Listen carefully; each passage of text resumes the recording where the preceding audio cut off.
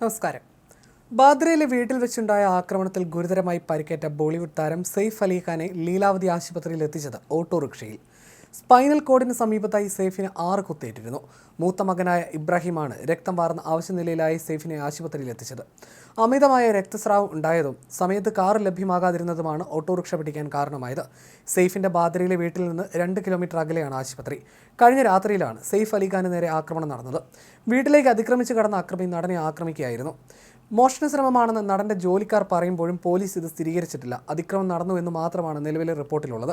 CCTV ദൃശ്യങ്ങൾ പരിശോധിച്ചതിൽ നിന്നും ആക്രമണത്തിന് 2 മണിക്കൂർ മുമ്പ് വീട്ടിനുള്ളിലേക്ക് ആരും കടന്നതായി കണ്ടെത്താൻ കഴിഞ്ഞിട്ടില്ല. അതുകൊണ്ട് തന്നെ ജോലിക്കാരുടെ സഹായം അക്രമിക്ക് ലഭിച്ചിട്ടുണ്ടോ എന്ന നിഗമനത്തിലാണ് പോലീസ്. വീടിനുള്ളിൽ നിന്ന് സഹായം ലഭിക്കാതെ ആർക്കും അകത്തേക്ക് കടക്കാനും കഴിയില്ല. സംഭവത്തിന്റെ പശ്ചാത്തലത്തിൽ ബാദ്ര മേഖലയിൽ കൂടുതൽ സുരക്ഷയൊരുക്കാൻ സർക്കാരിനോട് സിനിമാ ലോകം ആവശ്യപ്പെട്ടു കഴിഞ്ഞു. ബോളിവുഡ് നടന്മാരിൽ ഏറ്റവും സമ്പന്നരിൽ ഒരാളാണ് സെയ്ഫ് അലി ഖാൻ. മികച്ച സുരക്ഷാ സംവിധാനത്തോട് കൂടിയ സെയ്ഫിന്റെ ബംഗ്ലാവിൽ നടന്ന ആക്രമണം ഏവരിലും അക്ഷരാർത്ഥത്തിൽ ഞെട്ടലുണ്ടാക്കിയിട്ടുണ്ട്. നടൻ അപകടനില തരണം ചെയ്തുവെന്നാണ് റിപ്പോർട്ട്. 6 തവണയാണ് സെയ്ഫിന് കുത്തേറ്റത്. അതിൽ 2 മുറിവുകൾ ആഴത്തിലുള്ളതാണ്. സുഷുമ്ന നാഡിയോട് ചേർന്നും കുത്തേറ്റു പരിക്കുണ്ട്. മോഷ്ടാവ് അകത്ത് കയറിയ വിവരം അറിഞ്ഞ് കുട്ടികളുടെ സുരക്ഷ ഉറപ്പാക്കാനായി എത്തിയതായിരുന്നു സെയ്ഫ്. അക്രമിയുമായി വാക്കുതർക്കമുണ്ടാവുകയും അതിന് പിന്നാലെ കുത്തേൽക്കുകയുമായിരുന്നു. അക്രമിക്ക് വീടിനകത്ത് നിന്ന് ആരുടെയെങ്കിലും സഹായം ലഭിച്ചിട്ടുണ്ടോ എന്ന അന്വേഷണത്തിലാണ് പോലീസ്. ആക്രമണത്തിൽ ജോലിക്കാരിക്കും പരിക്കുണ്ട്. ഇവരുൾപ്പെടെ എല്ലാവരെയും ചോദ്യം ചെയ്യും.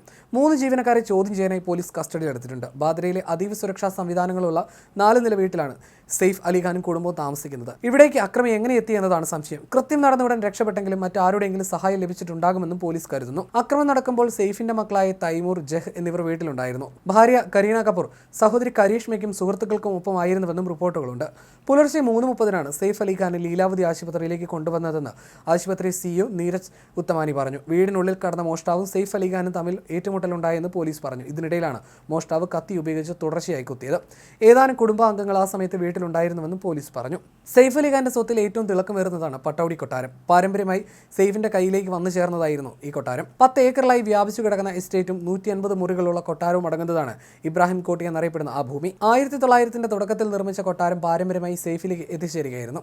ഹരിയാനയിലുള്ള പട്ടൗഡി കൊട്ടാരത്തിന്റെ മൂല്യം 800 കോടിയാണ്. എന്നാൽ തന്റെ കയ്യിൽ നിന്നും വഴുതിപ്പോയ കൊട്ടാരം തന്റെ സിനിമയിലെ സമ്പത്ത് മുഴുവൻ ചെലവഴിച്ചാണ് സെയ്ഫ് തിരിച്ചു പിടിച്ചത്. ഇതിനെക്കുറിച്ച് സെയ്ഫ് തന്നെ ഒരിക്കൽ തുറന്നു പറഞ്ഞിരുന്നു. ദീർഘവർഷം സിനിമകളിൽ അധ്വാനിച്ച് സ്വരുക്കൂട്ടിയ സമ്പാദ്യം ഉപയോഗിച്ചാണ് പട്ടൗഡി പാലസ് കരാറുകാരിൽ നിന്നും മടക്കി വാങ്ങിയതെന്നാണ് സെയ്ഫ് അന്ന് വെളിപ്പെടുത്തിയത്.